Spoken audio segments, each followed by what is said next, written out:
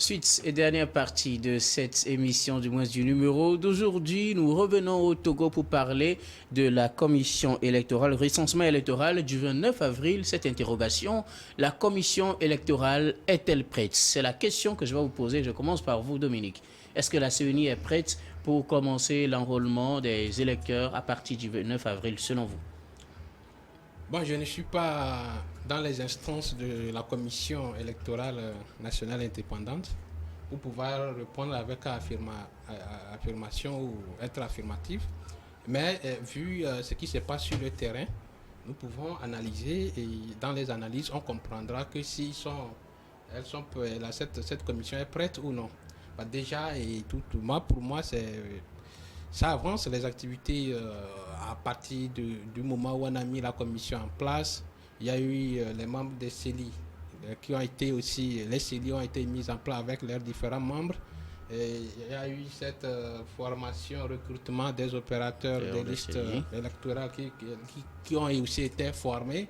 Et on a passé au test de cette révision électorale que la CENI juge totalement bon et satisfait. Donc je pense qu'ils sont en bon trait et tout est presque fait pour qu'on arrive à une élection.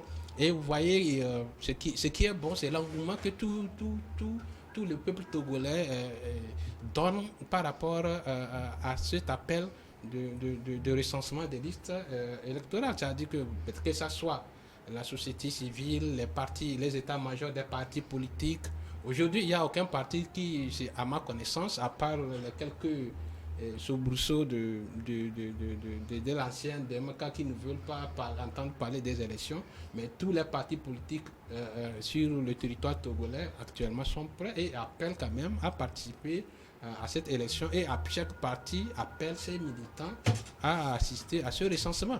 Donc ça veut dire que l'engouement, tout le monde sait que le travail que cette commission est en train de faire est très appréciable, et elle est très prête également pour éventuellement après le recensement et que les choses se déclenchent pour aller à une élection très apaisée dans notre pays. Coach, quel regard portez-vous sur le préparatif de la CENI? Est-elle prête aujourd'hui pour lancer l'enrôlement des électeurs à partir du 29 avril? La CENI est prête et elle n'est pas prête aussi. Ça dépend des aspects. On vient de finir la liste définitive des OPS. Et si jusqu'à présent on n'a pas encore envoyé la liste des déploiements, c'est que on n'est pas prêt, parce que la liste définitive la liste des déploiements doit suivre directement la liste définitive pour que les gens puissent se préparer et aller. Si ce n'est pas fait, c'est que les choses ne sont pas encore finies. Et en plus, il y a un autre aspect. Je pense que sur les gens qui avaient fait les tests, on ne leur avait pas dit au début qu'on va prendre que ceux qui auront 50%.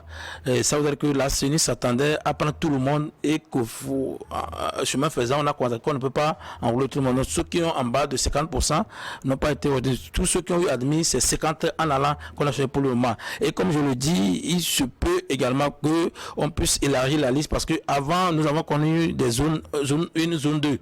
Cette fois-ci, ça va jusqu'à zone 3. Ça veut dire que l'importance que les élections là représente, et n'oublions pas qu'on n'a jamais fait 2 élections dans une même année comme ça, donc le travail est encore plus ardu. Je parle également on n'est pas totalement prêt aussi, parce que sur je pense que c'est 56 CELI qui ont été créés, alors qu'on a 39 préfectures. Donc je me dis que on a vu que par préfecture ça n'allait pas suffire, et on a élargi ça peut-être aux communes. Pour moi, je m'attendais à ce qu'on ait 117 CELI, et pensant que dans chaque commune il y aurait une CELI. Donc je me dis que la CENI est en train de peaufiner les détails, et que il reste moins de 10 mois pour finir les 2 élections. Jusqu'à présent, je sais que les élections législatives auront lieu dans le dernier trimestre de l'année, mais les régionales, étant donné que dans la région, beaucoup ne le savent pas, dans la région d'ici autonome de Grand Lomé, il n'y aura pas élection. Il y aura élection dans la région maritime, mais dans le district autonome de Grand Lomé, il y a une partie que les communes vont envoyer, une partie que le chef d'État va nommer. Donc le travail de la CENI est un peu complexe et qu'on ne peut pas lui reprocher. Et je disais également qu'ils ne sont pas totalement prêt, la CENI n'est pas totalement prête parce que il y a eu des machines qui ont monté des défaillances sur le terrain. Et le prestataire devait avoir un travail permanent avec la CENI. On fait des révisions de ces machines avant le jeu. Il y a des gens qui se passent aussi parce que il y a les machines qui sont bloquées et les machines, donc c'est bon que ça, on découvre ça aussi maintenant pour essayer de faire totalement pour les réparer avant. De façon générale, la CENI peut assumer tout le travail ou la mission qu'on lui confie, sauf qu'il y aura quelques couacs qu'on essaie de régler d'ici le 29. Et je sais que ce n'est pas par hasard que la CENI a choisi 29. Sinon, si je finis, je vais donner un résultat le 15, c'est normal que je commence entre 16, 17, 18. Mais la CENI s'est donné ce temps aussi pour pouvoir peaufiner le temps afin qu'il n'y ait pas de quoi que tout cela.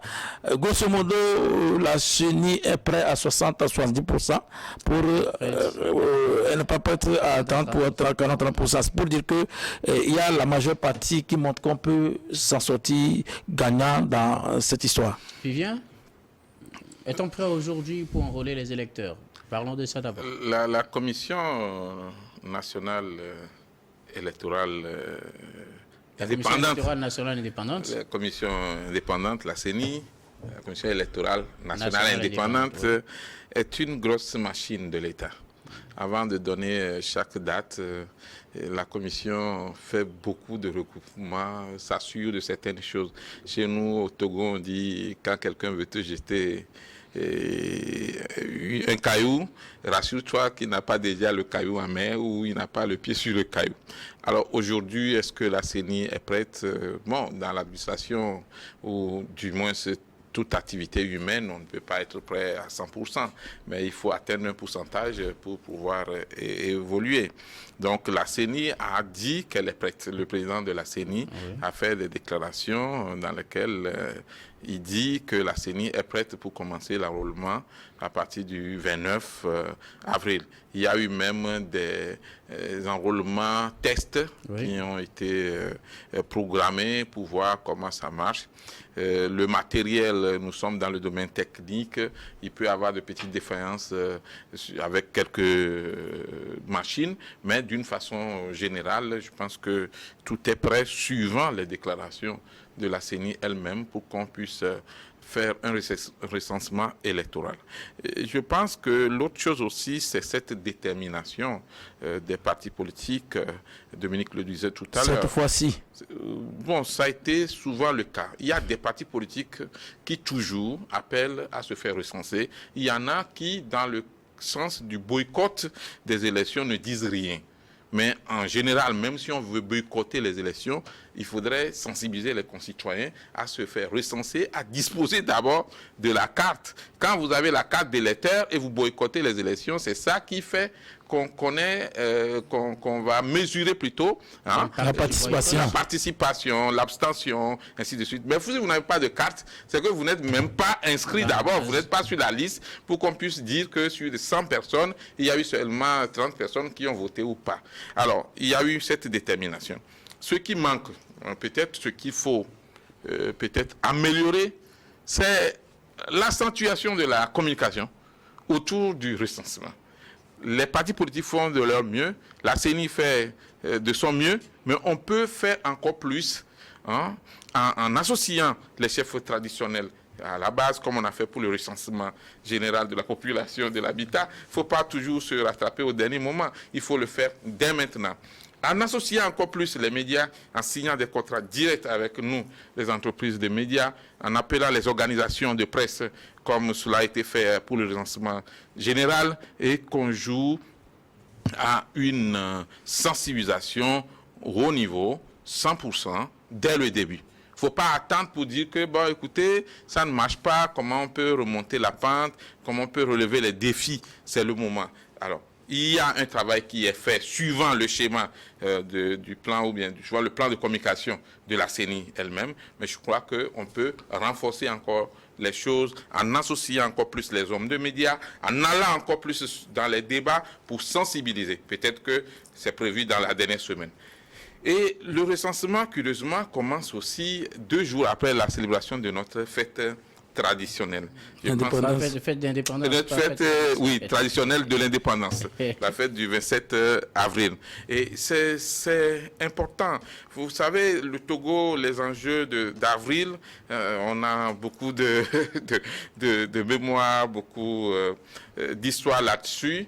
C'est important que le 29, effectivement, à partir de 6h30, que le matériel soit disponible dans tous les bureaux de recensement et que les citoyens qui ont été recrutés pour faire ce travail soient à leur poste. Beaucoup, les jeunes nous ont interpellés, on était sur la liste, après on n'a pas compris comment le choix a été fait. Bon, on ne peut pas prendre tout le monde, hein. Même ma fille a été rejetée. Bon, on ne peut pas prendre tout le monde, mais le nécessaire, c'est que le travail soit fait et bien fait et à temps. Il est important que nous tous, y compris nous, les professionnels des médias, qu'on sensibilise la population pour que tout le monde se fasse recenser et qu'on dispose de sa carte d'électeur si on a dépassé 18 ans. Le reste, maintenant, si ça ne tenait qu'à moi, je vais proposer au gouvernement de coupler les deux élections pour faire un peu d'économie pour le pays. Merci. Parce que les élections, ça coûte toujours. Et non, ça, c'est une proposition de citoyen. Moi, je vais demander que le recensement continue normalement, mais dans la mesure du possible. Comme beaucoup d'acteurs aussi l'ont proposé, qu'on essaie de voir au niveau du gouvernement comment couper les élections. Ce n'est pas interdit en démocratie. Et les régionales. Voilà. Je reviens à vous, Dominique. Quand on parle de préparation, si on est prêt ou pas, on passe surtout à l'aspect technique, nous venons de le dire. Le coach l'a souligné tout à l'heure, il y a des soucis techniques qui peuvent être signalés, mais il faut aussi souligner qu'il y a cela pratiquement un mois, le président de la CENI avait annoncé qu'on est prêt, mais est-ce que selon vous, tous les paramètres sont réunis? Je parle de communication, je parle de surtout la communication et puis le timing choisi pour lancer cette opération de recensement des électeurs. Vivien l'a dit, on commence 2 jours après le 27 avril et ça fait pratiquement un mois puisque ça finit le 3 juin, donc un mois, quelques jours. Est-ce que le timing et tous les à côté sont vraiment mis en œuvre pour que cette opération puisse être réussie selon vous? Oui, je pense que, comme l'a dit le frère Vivien, il faut vraiment s'apaisantir sur cette communication. Et comme la commission fait quand même de son mieux, il faut qu'elle fasse encore plus pour que tout le monde soit au courant de cet appel à l'enrôlement sur les listes électorales. Et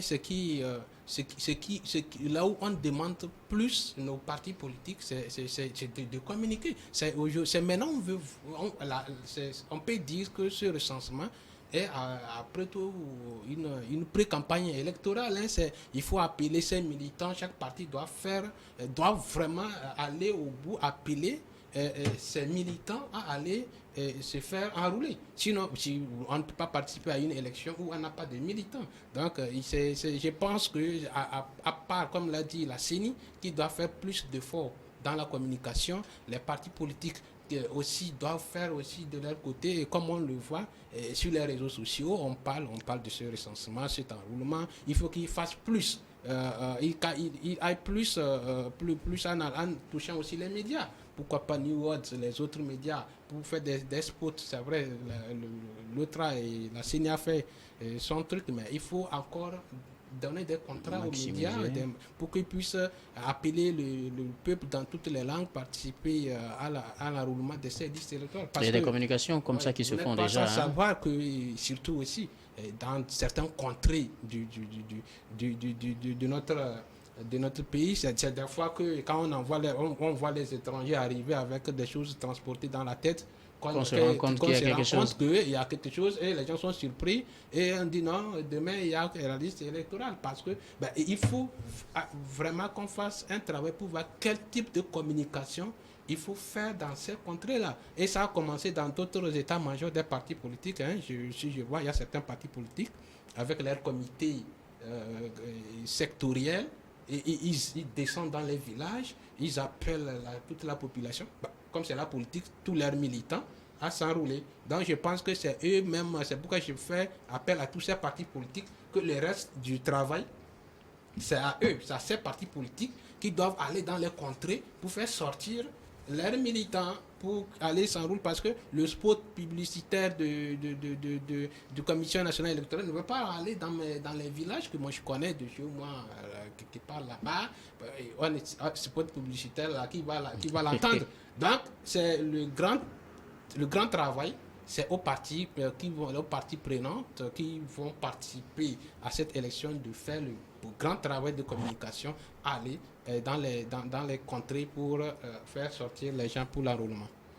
Coach, est-ce qu'il n'y a pas quelque chose qui manque toujours côté communication et surtout du timing dans lequel on va enrôler les électeurs pour ces doubles élections? Je pense que la plupart, Vivien l'a dit, la plupart des activités de l'État ou les activités du gouvernement, on pêche toujours pas la communication. Des fois, même, on n'envoie pas la personne adéquate pour aller communiquer là-dessus.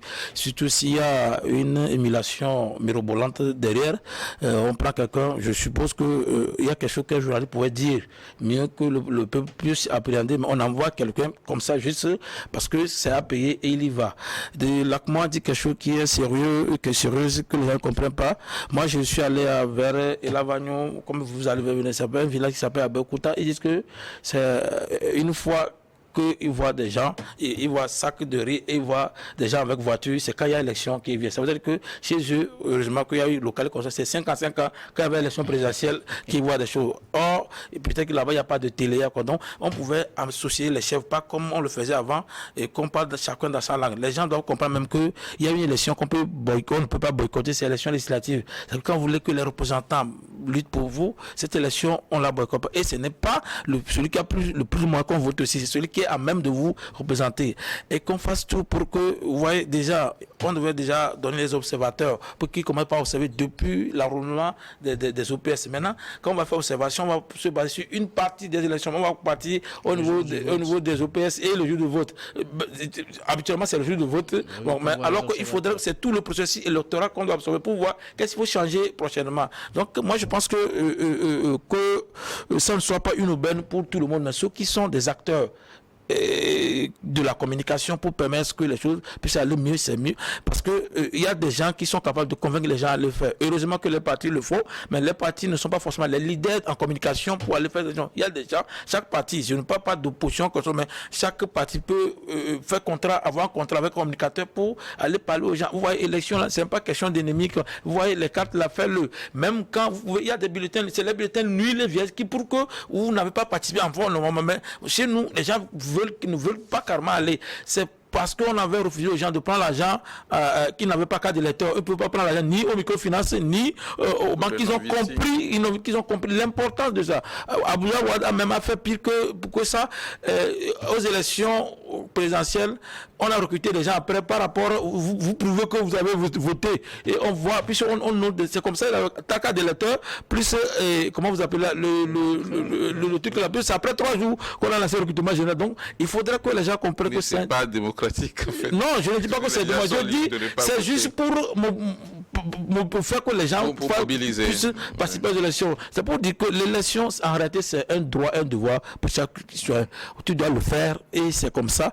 On ne te dit pas d'aller voter quelqu'un qui ne te plaît pas, mais va quand même faire la carte et le jour J, pose ton vote sur qui tu veux et pour que ça veut. Donc, c'est pour dire qu'on a qu'à réellement utiliser beaucoup de communicateurs, beaucoup d'élections, puisqu'on cherche la paix dans nos élections, on cherche la compréhension, on cherche la sécurité. On est attaqué au niveau du Pendal. Il faudrait que les gens en fassent attention que les communicateurs puissent y aller, comment les gens doivent aussi voter. Quand vous voyez sur la liste, on a écrit Pendal, les communes de Pendal sont dedans, mais jusqu'à présent, on ne va pas communiquer. Est-ce qu'on va les enrouler ou pas? Mais c'est donc, il faudrait qu'il y ait vraiment... On ne va pas faire une élection. Non, arrêtez, la Constitution dit que quand il y a une zone qui est menacée, pour protéger la vie de la population, la vie des OPS et la vie des gens de la CENI, on peut... Il y a des élections qu'on a fait. Je pense qu'on avait annulé je pense que les dispositions seront prises pour que, au moment venu, tous les citoyens togolais puissent voter. En tout cas, c'est ce que je souhaite. Je reviens à vous. Y a-t-il toujours des couacs? Je parlais tout à l'heure des aspects communication et puis surtout du timing. Vous l'avez un peu effleuré tout à l'heure. Avez-vous des remarques à faire sur ces aspects? Est-ce qu'on est prêt vraiment pour aller s'enrôler sans problème et être sûr que tous ceux qui sont en âge de le faire pourront aller le faire? En principe, oui, pratiquement à un pourcentage très élevé.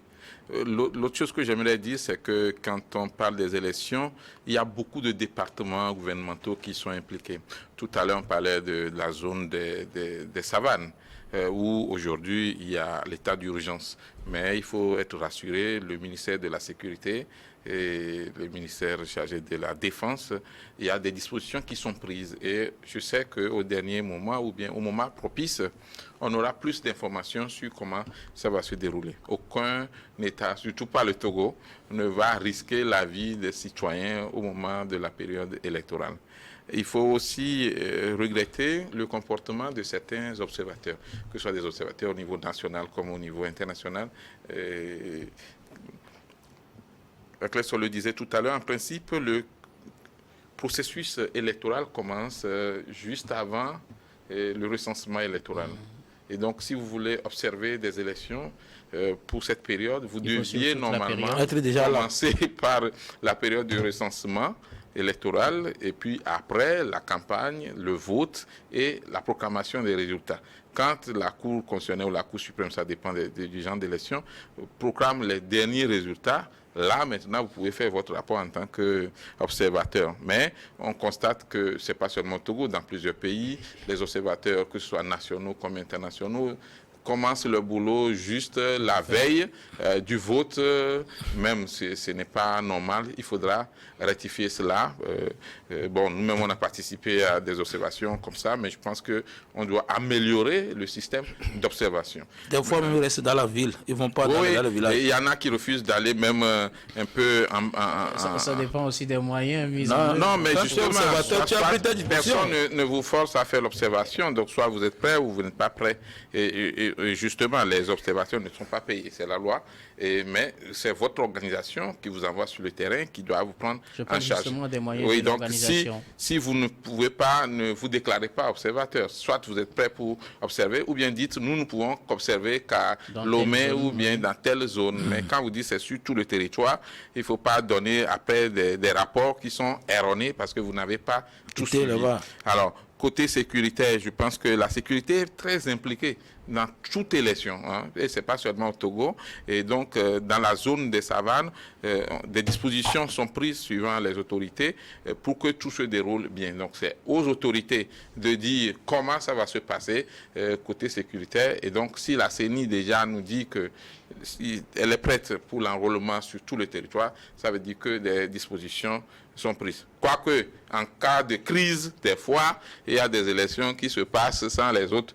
Au Mali, par exemple, il y a eu des élections où ce n'est pas nécessairement toutes les zones qui ont participé, mais des dispositions sont prises parce que la loi ne permet pas que les élections ne soient pas faites à temps et dans le timing. Donc aujourd'hui, il revient également à chaque acteur politique, à chaque leader d'opinion, même les pasteurs, les prêtres, et les traditionalistes, les imams, tout le monde doit s'y mettre parce qu'on peut se faire recenser, disposer de la carte d'électeur et décider après de voter ou de ne pas voter, ce n'est pas interdit. Mais ne pas disposer de la carte d'électeur, là, c'est comme un péché. Parce que si vous avez plus de 18 ans et vous n'avez pas de la carte d'électeur, on ne sait pas quel est le nombre d'électeurs qui devraient mettre le bulletin dans les urnes. Et on ne peut pas mesurer facilement le taux. Donc, il faut sensibiliser tous les citoyens qui ont 18 ans à pouvoir se faire recenser. Et pour terminer, je vais plutôt proposer aussi qu'on fasse comme les autres pays où déjà quand le citoyen a 18 ans, on a la possibilité de l'inscrire directement sur la liste, sur le fichier électoral. Il ne faut pas nécessairement attendre pour faire des opérations groupées où il y a des risques des fois de voir certains mineurs se faire enrôler s'il n'y a pas une surveillance au niveau de ces lieux d'enregistrement. Est-ce que ça aussi, ça ne risque pas de créer des soucis, des craintes? En principe, dans les pays développés, quand tu as une carte, si vous avez la carte biométrique, quand tu atteins la maturité déjà, normalement tu es inscrit. Ensuite, s'il y a l'acte de décès aussi qui est enregistré, normalement, on enlève ton nom de la liste électorale. Le recensement électoral est très important puisque ça nous permet de connaître le nombre d'électeurs en droit de voter aujourd'hui. Disposer de sa carte d'électeur, c'est un devoir citoyen. Merci. Maintenant, le reste, on peut décider. Merci. Oui, je reviens à vous, Dominique, vos dernières appréciations sur les préparatifs de la commission électorale. Oui, non, ils ont presque tout dit. J'ai voulu ajouter seulement que l'inquiétude de mon ami coach sur la préfecture où il y a la crise de sécurité.